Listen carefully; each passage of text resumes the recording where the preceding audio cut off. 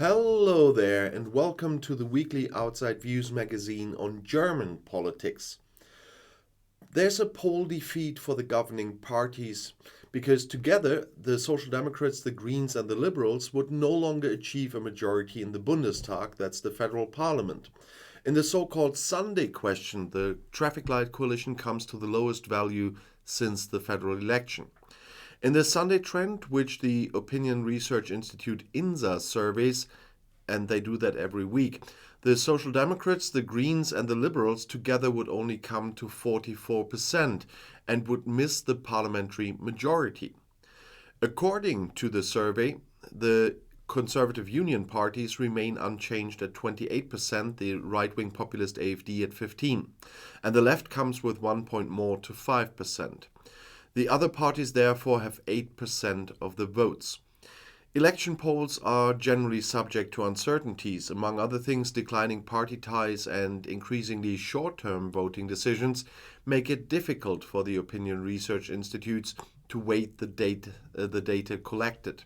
In principle, surveys only reflect the opinion at the time of the survey and are not a forecast for an election outcome, but still very interesting. In the dispute over the citizen income, the Bürgergeld, the Conservatives do not expect a quick solution. A quick agreement by November 25th would be desirable but is unlikely, said the first parliamentary director of the Conservatives, Thorsten Frey, to the newspaper Bild am Sonntag, according to a preliminary report. If necessary, a separate vote on increasing the Hartz IV rates would be scheduled in the parliament.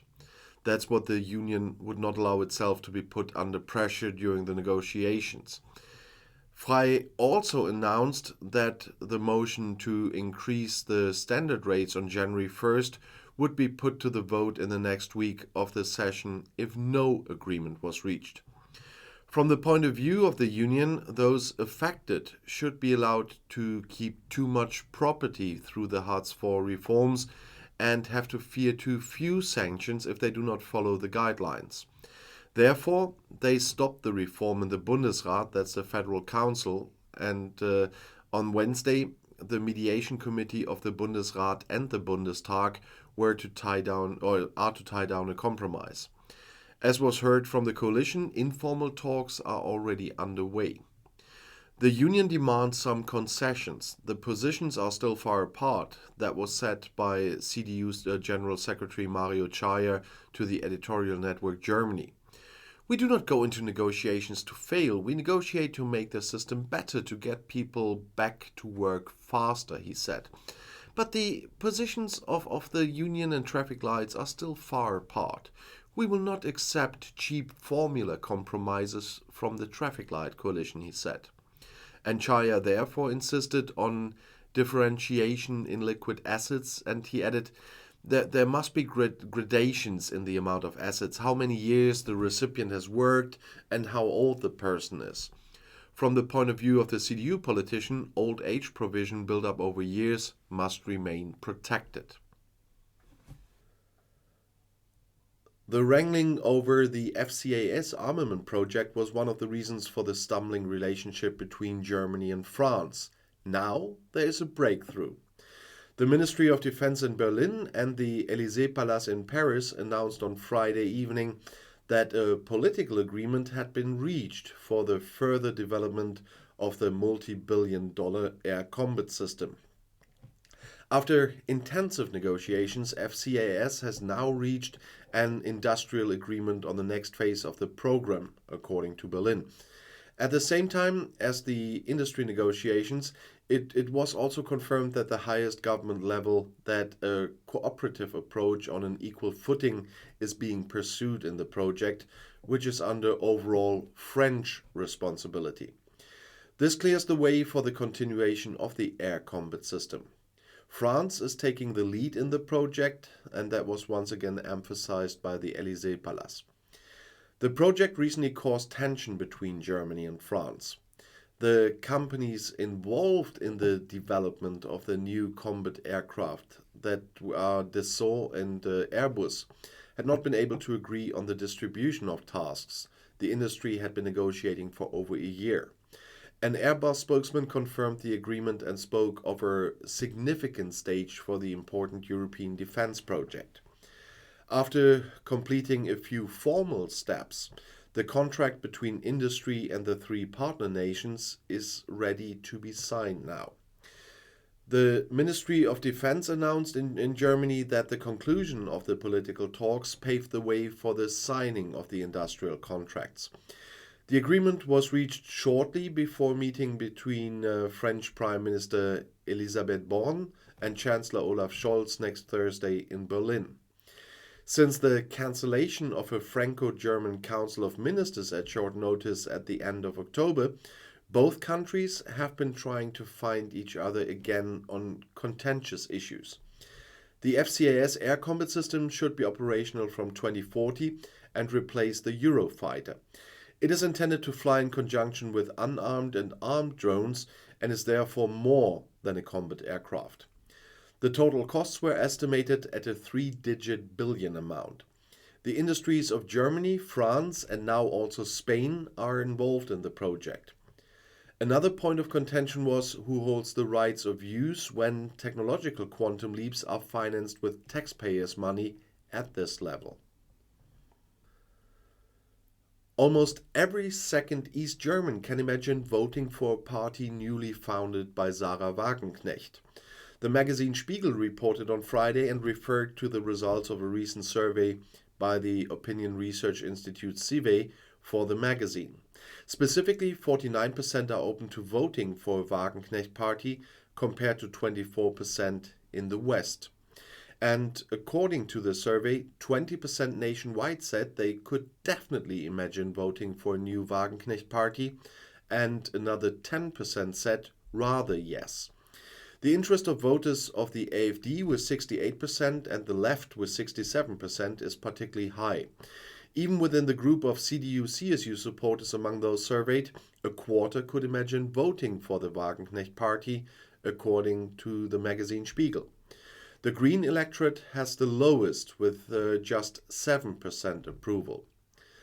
The left member of parliament Sarah Wagenknecht had previously speculated publicly about the founding of a new party. The announced €200 special payment for students and technical students is on its way. On Friday, the federal cabinet decided on a so-called formulation aid for a corresponding law, which now has to be passed in the Bundestag. The one-off payment is part of the third relief package agreed by the Traffic Light Coalition at the beginning of September to cushion the sharp rise in energy prices. However, the money does not come automatically and not before Christmas either. The federal and the state governments are currently working on a central online application platform. The payments should be able to start right at the beginning of next year. That means in winter, said Federal Education Minister Bettina Stark-Watzinger from the Liberals on Friday in Berlin. Young people in training are particularly affected by the crises. Students and technical school students should be able to apply for the energy price flat rate via the website by the end of September next year at the latest. Anyone who is enrolled at a university on December 1st of this year or who is in technical college at that time can secure the €200. A domicile or habitual residence in Germany on this date is a prerequisite. At technical schools, for example, educators, technicians, or business economists are trained. Part-time students, participants in dual studies, foreign students, and those who are currently taking a semester off should also benefit from the payment. Expenditure of around €680 million is expected for around 2.95 million students and 450,000 school children. The energy price flat rate should neither be taxed nor offset against any social benefits. The consultations between the federal and state governments about the special payment had dragged on since September. Paying out the money quickly and unbureaucratically on site, as agreed by the Traffic Light Coalition at the time, turned out to be difficult because there is no central office that has the account details of all students and technical students. Many are likely to be eagerly awaiting the €200. Only on Wednesday did the Federal Statistical Office report that almost 38% of students were at risk of poverty last year. According to the EU definition, people who have less than 60% of the median income of the total population are considered to be at risk or already in poverty. The German Student Union criticized the long period of time since the agreement on the one-off payment in September and until the payment that has now been announced next year. Many students need the money now because of the skyrocketing prices, said General Secretary Matthias Anbuhl. The Bundestag must now quickly decide on the one-off payment, and the money must be paid out as soon as possible, he said. Plans for a new German-China strategy have caused severe resentment in Beijing. According to a draft, dependence on China is to be reduced, human rights are to play a greater role, and relations with Taiwan are to be expanded. That was reported by the magazine Spiegel and the newspaper Handelsblatt from a confidential paper. Germany describes China, like the EU, as a partner, as a competitor and a systematic rival. However, the latter two aspects are becoming increasingly important. In response to a request from the German press agency on Thursday, the Foreign Ministry in Beijing responded that the classification of China as a competitor and systemic rival was a legacy of thinking from the Cold War. The Chinese government also rejects the denigration of China by the German side with the so-called human rights issues, as well as lies and rumors, as they put it. According to the new strategy, dependencies similar to those with Russia are to be reduced quickly and at reasonable costs for the German economy. That's at least what the Spiegel quoted from the first draft. Supply chains should be diversified, and in key industrial areas, Germany and the EU should not become dependent on technological advances in third countries that do not share our values. Investment guarantees and export credits should be examined more closely. In its reaction, the Beijing Foreign Office warned of artificial trade barriers, new types of protectionism, and a politicization of normal economic cooperation in trade and investment, and a destabilization of supply chains. Although that's funny to hear that from China. In the end, it was lifting a stone just to let it fall on your foot. That's how a Chinese proverb was quoted as saying. According to diplomats, the new strategy for dealing with China is still in the approval phase and should be ready sometimes next year. First, the European security strategy is to be presented, then the German-China strategy, which is to be kind of integrated there. The paper also warns against China's military buildup. We increasingly see China as a military actor whose capability building and concrete behavior are affecting Europe's security interests, as the magazine Spiegel quotes there as well. It warns against Chinese investments in ports around the world because they enhance China's maritime power projection capabilities. Cooperation with China should also depend on how China shapes its relationship with Russia. In the war against Ukraine, China is de facto on Russia's side. According to the draft strategy, Germany also wants to deepen its relations with Taiwan and advocate for the Democratic Island Republic to participate in international organizations. However, Beijing rejects this because it regards the island as part of the People's Republic. In contrast, Taiwan has long seen itself as independent. The paper suggests starting an impact assessment for an investment agreement between the EU and Taiwan, which Berlin believes is entirely compatible with a one China policy. However, Beijing's foreign ministry called on Germany to cease any form of official contact with Taiwan. It should also stop sending wrong signals to the pro-independence forces in Taiwan. The Public Prosecutor's Office in Wuppertal is conducting investigations into insults against the North Rhine-Westphalian AfD member of the Bundestag, Martin Renner. According to the politician, the background is a dispute over a corona protective mask. There were no details from the judiciary, since the alleged act has no connection with the political activities of the MP, as senior public prosecutor Wolf Tillmann Baumert clarified on Thursday at the request of the German press agency in Düsseldorf. Last week on Thursday, the Bundestag lifted the immunity of the MP to enable criminal proceedings. As Renner reported to the German press agency, the complaint against him is about an incident from February 2021. At that time, he entered a tobacconist shop in Hahn in the Rhineland with a Corona fabric mask and was rebuked by the owner in rude, insulting words that he has to wear an FFP2 mask.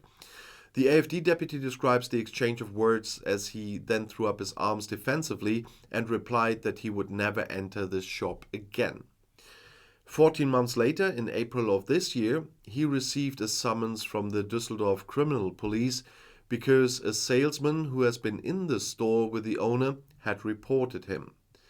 Supposedly, he showed the finger, Renner reported. But this is not the case, he says. Rather, he himself was insulted. Another 7 months later, his immunity has now been lifted. Renner sees the process as a politically motivated and says he has hired a lawyer. The Federal Ministry of the Interior apparently wants to buy 67 drones from a Chinese manufacturer for use in disaster areas. This was reported by the German news Tagesschau with reference to a tender that the procurement office of the ministry made at the end of September. The unmanned aircraft from the manufacturer Dajang Innovations, or DJI, are to be available to the Federal Agency for Technical Relief, the THW, for reconnaissance flights and the search for missing persons. Criticism of the approach also comes from within the coalition, though. The Chinese company DJI is the market leader in drone technology and sells to both private and business customers. For international trading partners, however, DJI is increasingly seen as a red rag, and the accusation is DJI is involved in human rights violations by the Chinese government, including by monitoring the Uyghur minority. The US Department of Commerce recently put the company on a blacklist, according to which US companies will need a special permit in the future to cooperate with DJI. Numerous US authorities continue to work with the drones at the same time, though. There's already sharp criticism from the opposition. According to the report, the spokesman for the Conservative Union faction, Alexander Trom, attests to the federal government's naiveness, which is hair-raising. The devices are a security risk for Germany, according to Trom. The ministry defends the purchase plans, though. There are currently no safety concerns about the use of the DJI Matrix 300 in the field of civil protection. That's what a spokesman said on request. The model was selected solely on the basis of the technical requirements. However, the call for tenders has not yet been completed. In December, gas and district heating customers will have their down payments waived for 1 month. On Monday, the Federal Council passed the so-called Natural Gas Emergency Aid Act, which provides for this one-off relief. Households and commercial consumers are to be supported in this way before the gas price break, which is expected to be introduced in March and before it takes effect. Households and smaller companies with an annual consumption of up to 1.5 million kilowatt hours receive the one-time relief payment.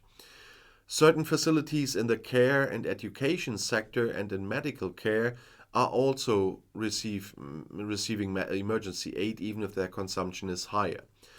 The law requires natural gas suppliers to credit consumers with a one-time relief amount. The amount is therefore to be offset against the first invoice from the natural gas supplier, the billing period of which covers the month of December 2022. The amount of the relief is calculated on the basis of 1/12 of the annual consumption that the supplier had previously forecast and, of course, the gas price in December. All other proposals to cushion the rising energy costs are to be brought to the Cabinet and the Federal Parliament, the Bundestag, during November. Tenants should receive the December relief with the next annual heating bill. Landlords have 1 year to prepare and submit the statement, but must notify the estimated credit as early as this December. According to the government, the relief is in the higher single-digit billion range. They are to be financed from the Economic Stabilization Fund. And this concludes this week's magazine, but I hope you will be here next week. And in the meantime, have a look in the video description. There are all my other channels, so you can visit me every day. And I'll see you in my next video. I'll be back.